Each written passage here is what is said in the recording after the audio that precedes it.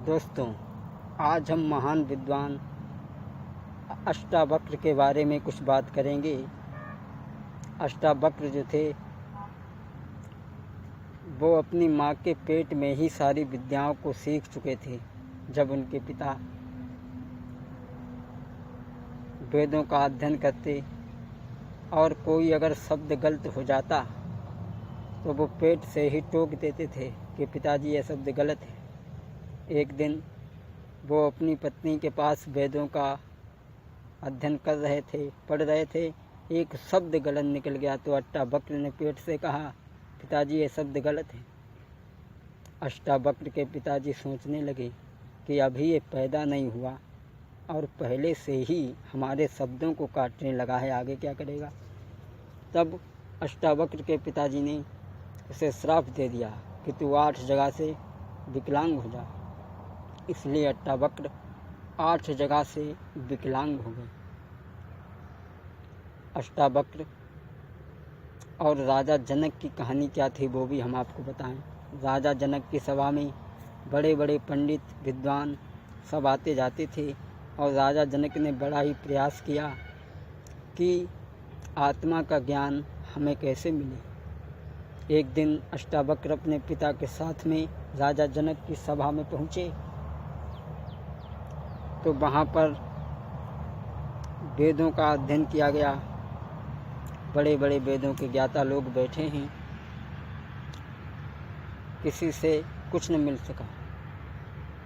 और राजा दशरथ के मन में आत्मा की ज्ञान पाने का बड़ा ही इच्छा थी।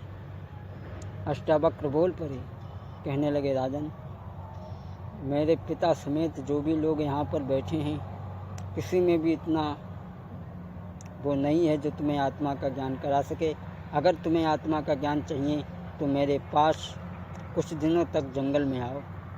अष्टावक्र की बातें सुनकर के राजा जनक को विश्वास तो हुआ। कहने लगे, अगर आत्मा का ज्ञान नहीं हुआ तो समझ लो तुम्हें अपने जीवन से हाथ धो कर के बैठना पड़ेगा। बोले, ठीक है, जंगल में आओ हमारे पास। अष्टावक्र चले गए। राजा दशरथ एक दिन अपनी सेना को सजा करके जंगल में पहुंची। घना जंगल होने के कारण बिछड़ गए। जब राजा जनक खो गए, आगे जंगल में बढ़ते चले गए तो क्या देखा, एक जगह पर कि अष्टावक्र बैठे हैं। अष्टावक्र को जब देखा तो राजा जनक उनके पास में बढ़े तो अष्टावक्र ने वहीं रोक दिया, कहा, राजन वहीं रुक जाओ। बताया तो ये भी जाता है कि 1 साल तक खड़े रहे या 1 पल कहिए, इतने बीच में उन्हें आत्मा का ज्ञान हो गया। आकर के चरणों में गिर पड़े, बोले, महाराज, अब हमें आप अपना शिष्य बना लीजिए। राजा जनक ने उन्हें अपना गुरु माना और मान करके अपने राज्य को चले आए।